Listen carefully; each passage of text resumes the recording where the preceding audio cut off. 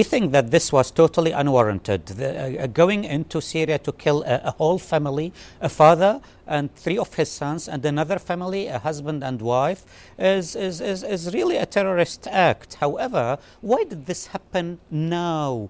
The United States of America came out with a long series of lies to justify its invasion and occupation of Iraq. What is happening right now on the domestic scene here in the United States, criticism have been leveled against the U.S. Administration for its mishandling of the whole so-called war on terrorism, sending troops to Iraq when Iraq was never a terrorist threat against the United States, while ignoring the fact that Al-Qaeda is prospering and thriving in Afghanistan. This has embarrassed this administration a lot, and suddenly, out of the blue, they decide to escalate the tension in our region and to divert attentions to Iraq, claiming that, look, there are problems in Iraq, we need to be there, we need to attack the neighboring countries of Iraq. It's such a volatile situation there. It's a purely election-related domestic political issue here in the United States. But what a terrible price, innocent people being killed so that this administration can justify its actions on a political level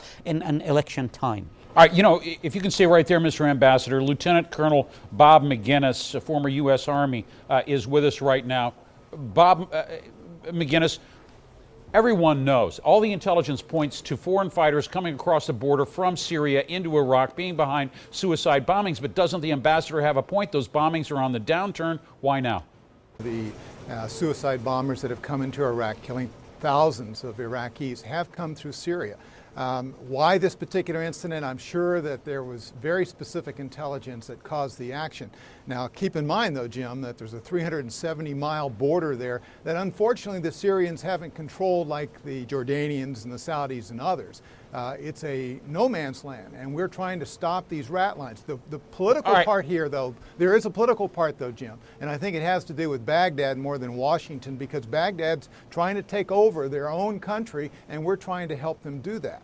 All right, you know, Colonel McGinnis, there's also a problem that now the Iraqis are saying, you're using our soil, you're launching these attacks. Hey, this forces agreement that we're trying to come to just got a lot more complicated. Do you think to wait until now when suicide attacks are down in Iraq was proper? I mean, this appears to be long overdue, maybe even too late. Well, it certainly raises a number of questions, and we've yet to hear the other side. We haven't heard from the U.S. forces. I know General Kelly, who is the general in charge of that particular area, has said, look, it's an uncontrolled border. Yes, the numbers of violent incidents are down, the number of suicide bombers coming across, but what we would like to do is stabilize the country so we can, the United States and the coalition, can pull out of there and allow the Iraqis to run their own country. They need the Syrians to cooperate a lot more, as well as the Iranians and others. All right, Imad Mustafa, as Syria's ambassador to Washington, I'm going to give you the final word here, Mr. Ambassador. As you look at the situation, it is a time, isn't it, to end these cross-border movements of these people. Is Syria powerless here? Or is it in the interest of Syria really to stop these, to work together with the Iraqi government as it takes over its own affairs?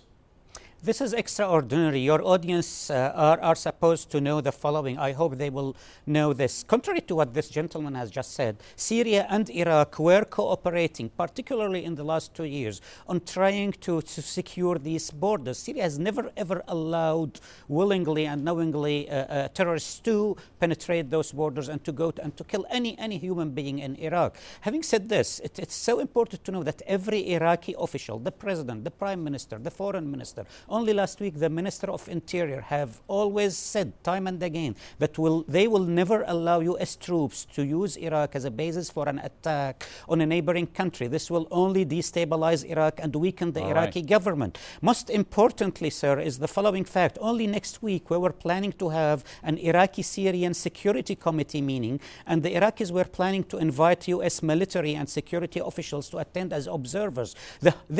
This unfortunate attack has totally undermined the Iraqi efforts to try to build security and cooperation agreements with their neighbors.